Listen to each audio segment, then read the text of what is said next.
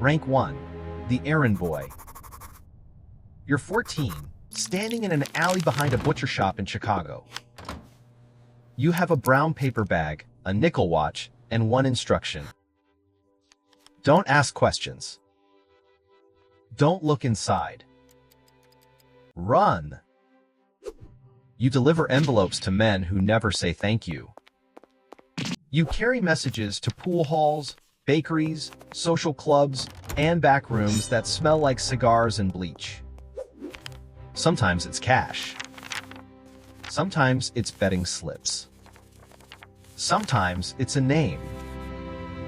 You get paid $2 a day, cash. More money than your father makes unloading freight when he can find work. You learn fast. The cops on this block don't care about the law. They care who's paying for dinner. Then one night, you're late. A man in a black overcoat meets you at the door of a barber shop. He doesn't raise his voice. He just takes the bag from your hand and checks his watch. 30 seconds, he says. 30 seconds gets people buried. You're never late again. Rank 2, the lookout. You're 16 now. You sit on a rooftop across from a warehouse near the river with a thermos of coffee and a pair of cheap binoculars. Your job is simple. Watch the street. Watch the docks. Watch the cops. If it's local police, you ring once. If it's federal agents, you ring twice. If you see treasury men, you don't ring at all. Inside the warehouse are crates labeled olive oil. They are not olive oil. They're scotch from Canada. Every truck that leaves pays your crew. Every truck that gets seized costs somebody status. And status is blood in this business. You make $10 a week now. You feel important. You know names. You know routes. You know which judges drink for free. Then the raid comes before dawn. You hesitate. Just for a second. By the time you hit the signal, it's too late. 3 men get arrested. One of them is your cousin. The next day, nobody blames you out loud. That's worse. At a social club, the underboss puts a hand on your shoulder and squeezes just hard enough to hurt. You got one job, kid. You start sleeping with your shoes on. Rank 3, the driver. You're 18. You can drive stick. You can keep your mouth shut. That gets you promoted. At 4 a.m., you meet behind a funeral home. There's a Packard loaded with cases under a tarp. Top layer, tomatoes. Bottom layer, whiskey. Your route is warehouse to speakeasy to hotel kitchen to private club. No stops. No detours. No heroes. If a patrolman pulls you over, you smile. If he knows your face, you pay him. If he doesn't, you pray. You start making $50 a week, then $80. You buy a new suit. You buy your mother a coal stove. She asks where the money comes from. You tell her driving work. She nods like she believes you. One morning, a federal agent taps the crates with a baton and asks you to step out. Your stomach drops. Then a city cop walks over, says the agent's needed downtown, and sends you on your way. That's when you understand the real business. It's not liquor. It's influence. You make the delivery. You get your envelope. You do it again next week. And the week after that. Soon, your hands stop shaking. That's when drivers die, or disappear, or flip. Rank 4, the collector. You've proven you're reliable. Now they trust you with the thing that actually matters. Money. Every gambling room, every speakeasy, every card table, every protected storefront in your neighborhood pays a weekly tribute. Some call it protection. Nobody says from who. A barber pays 20. A grocer pays 30. A nightclub pays 200. A bookmaker pays more when business is good, and business is always good. You carry a revolver now. Mostly for show. Mostly. Most owners pay on time. They know the rules.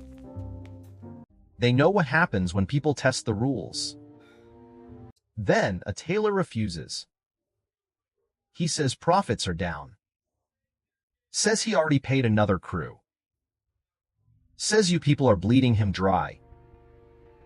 You listen. You nod. You leave. The next morning, the tailor pays double. He also signs over the back room for storage. You earn a cut now, real money. 100, sometimes 200 a week. You move your family to a better apartment. Your mother stops asking questions. Your brother starts asking how to join. That's when the job changes. You're not just collecting cash. You're collecting fear. And fear has to be maintained. Rank 5, the enforcer. You're in your early 20s now. People recognize you before you speak. That's useful. Your job is simple. Make sure everyone keeps paying. Make sure nobody talks. Make sure rivals remember whose neighborhood this is. Sometimes that means standing in a doorway with 2 men behind you. Sometimes it means firing a warning shot into a ceiling. Sometimes it means no warning. A bartender skims from the count. A gambling runner places bets with a rival outfit. A union steward won't cooperate on a shipment route. You visit all 3 in the same week. By now, you know how violence works in this world. It isn't rage. It's administration. You make good money, 300 a week, sometimes more with bonuses. You wear tailored coats. Eat in places you once delivered to through the back door. Girls look twice. Men look away. But now you're visible. Cops know your name. Rival crews know your face. Newspapers start using words like gunmen and gang war. You start carrying 2 guns. One for the street. One for when the first one jams. A friend you grew up with gets picked up and questioned for 8 hours. He swears he said nothing. You still stop taking his calls. Paranoia is part of the promotion. Rank 6, the crew capo. You're 28. You run a crew now. 10 men. Maybe 15 if times are good. Drivers, collectors, bookmakers, enforcers, runners. They kick up to you. You kick up to the underboss. Your job isn't to break heads anymore. Your job is to make numbers. You manage speakeasies. You control dice rooms. You place men on loading docks. You fix small union disputes before they become expensive. You make sure everyone gets paid enough to stay loyal and scared enough to stay obedient. Every week you sit with a ledger and a stack of envelopes. If the count is short, somebody lies. If somebody lies, somebody gets hurt. A rival crew opens a new bar 2 blocks into your territory. They're backed by another family. You can't ignore it. You also can't start a war over one bar. So you do what capos do. You send a message first. A truckload of beer never arrives. Their piano player gets jumped after closing. A city inspector shuts them down for fire code violations. They reopen anyway. Now it's your problem. You authorize a hit on their manager.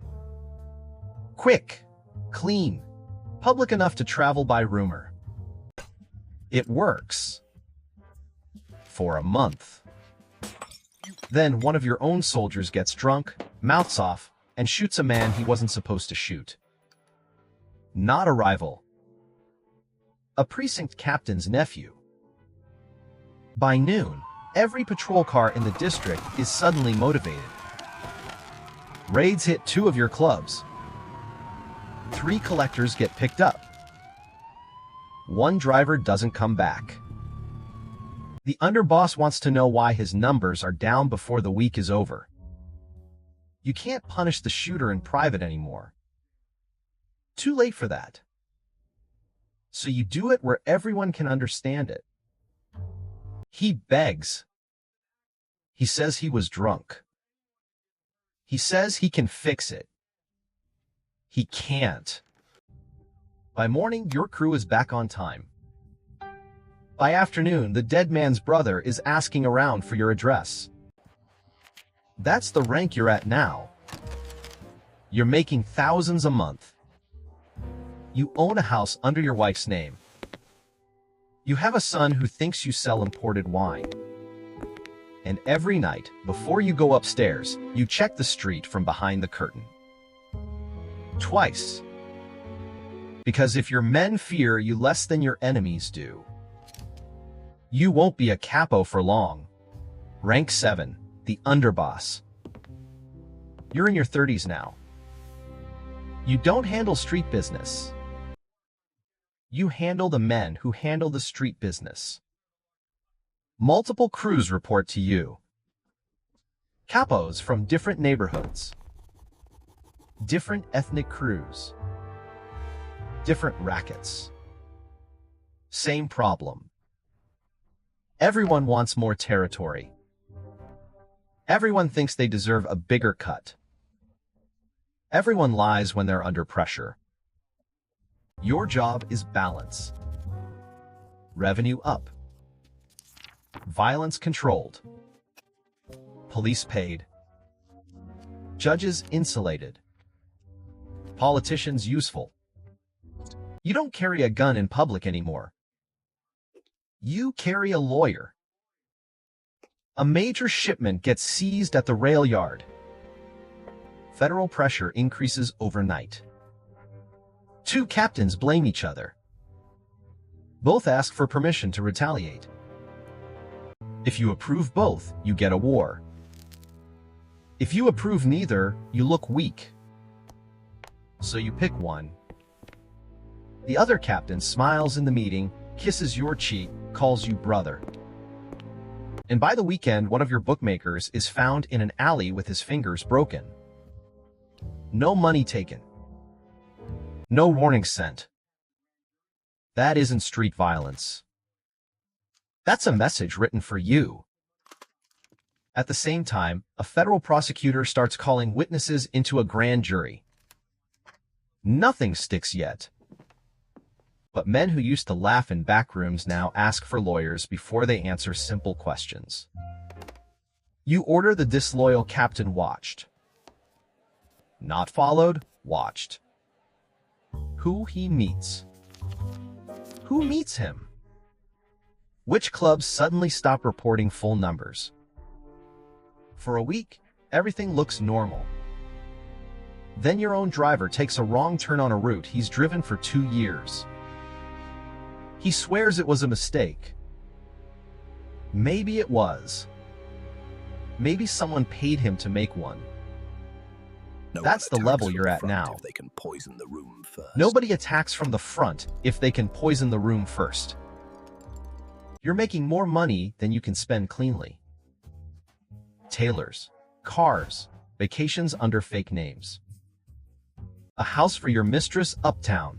A house for your family outside the city. Your wife knows enough not to ask. Your mistress knows enough to ask for more. Then the captain you spared misses 2 meetings in a row. The third meeting starts with his chair empty. By midnight, you're splitting his crew between 2 loyal capos and burning his ledgers before the feds can serve a warrant. That's underboss work. Consider it done. You don't just manage men. You manage the damage they leave behind. You sleep with a phone by the bed and a pistol in the drawer. When it rings after midnight, it's never good news. Rank 8, the boss. Or enough of it to matter. You run the city now. Or enough of it to matter.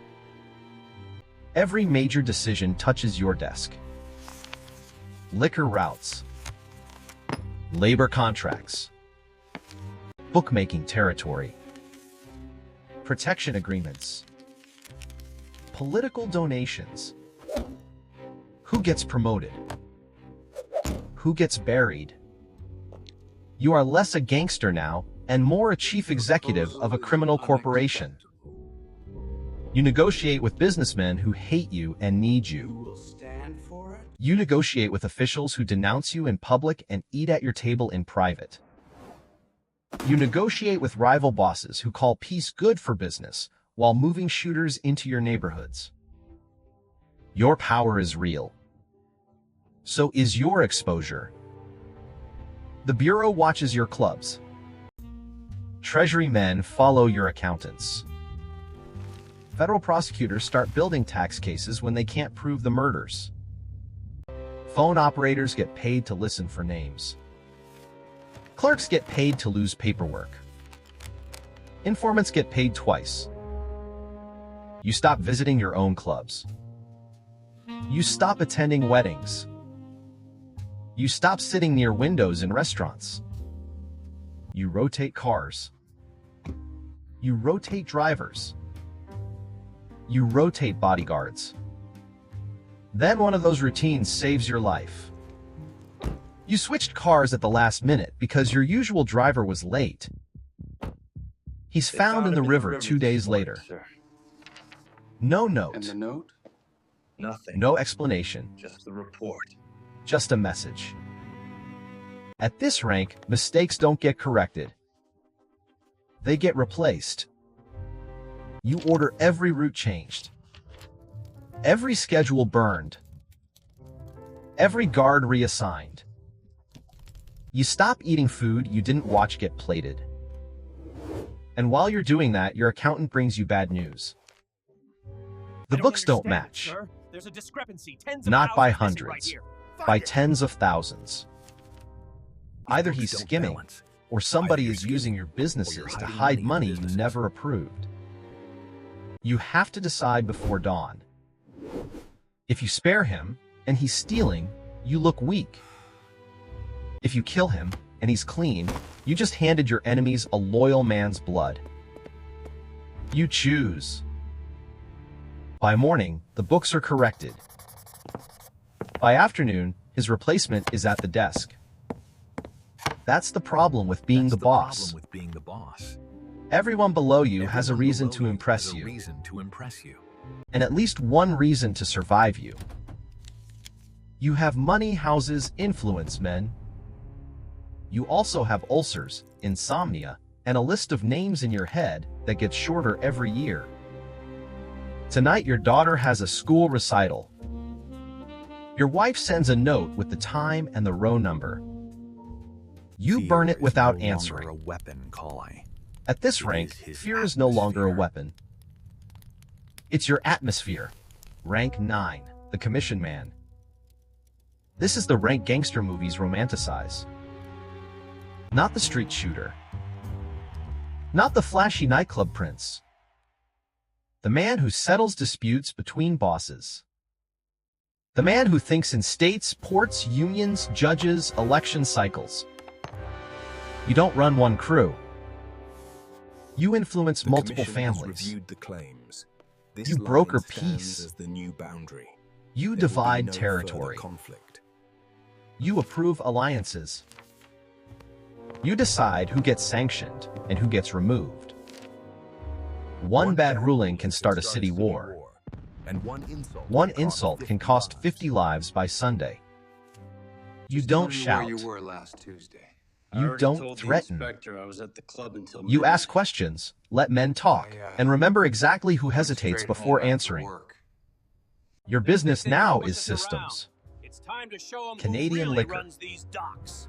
Dock theft. Bookmaking. Labor rackets. Construction bids. Garbage contracts. Political machines. The money is enormous.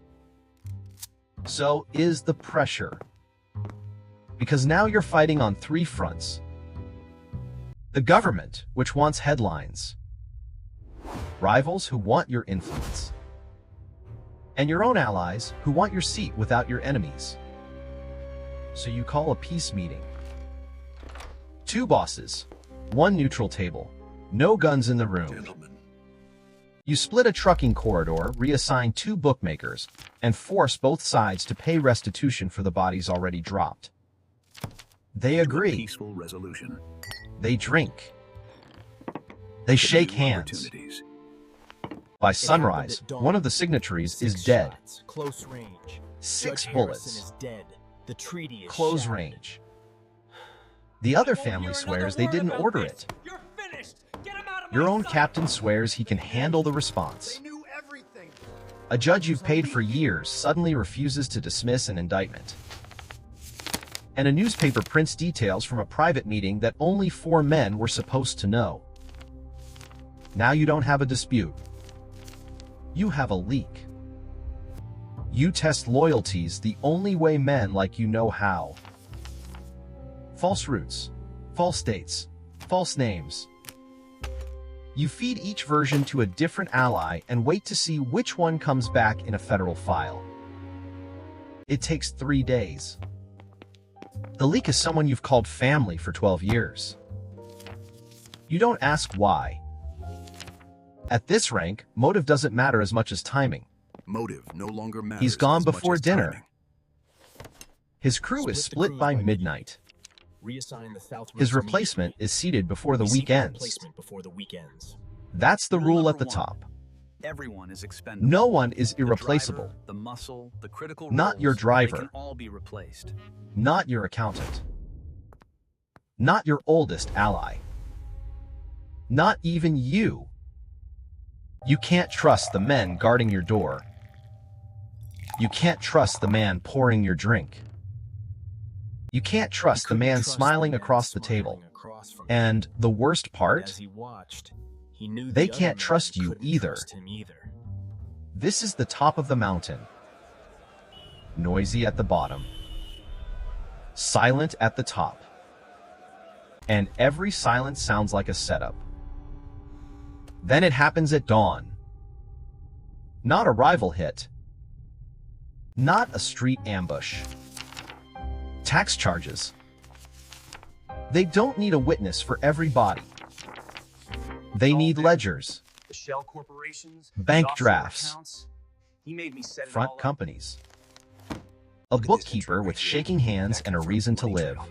And this links it A directly week to the front earlier, company. your accountant's replacement was arrested on a Wasn't gambling just the charge. Gambling, I swear. He They talked knew by everything midnight. about the offshore accounts. By morning, prosecutors had Told them names. about the ledger. By Friday, they had records from 2 shell businesses and a cooperative clerk at City Hall.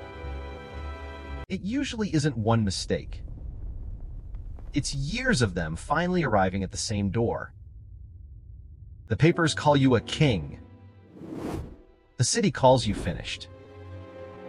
The men who toasted you last year deny they know you. The money gets frozen. The clubs change hands. The politicians find new friends. The transition will be seamless. Your loyal soldiers suddenly remember wives, children, and train tickets out of town. You built an empire on fear. Fear kept people in line. Fear kept rivals back. Fear built your reputation. But fear also built a life where nobody loved you without calculating the cost. That's the trap of every rank in a Prohibition-era Mafia crew. Another rung in the same damn trap. At the bottom, fear is how they control you. But at the top, fear fear is all you have left.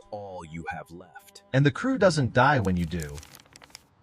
There's always another kid in a flat cap waiting outside a butcher shop, holding a paper bag, trying to earn his first $2. Gangster stories sell the suits, the cars, the clubs, the power. They don't sell the part where every promotion shrinks your world. Every step up costs a friend. Every new rank buys comfort with one hand and takes trust with the other. This wasn't just a gang. It was a business.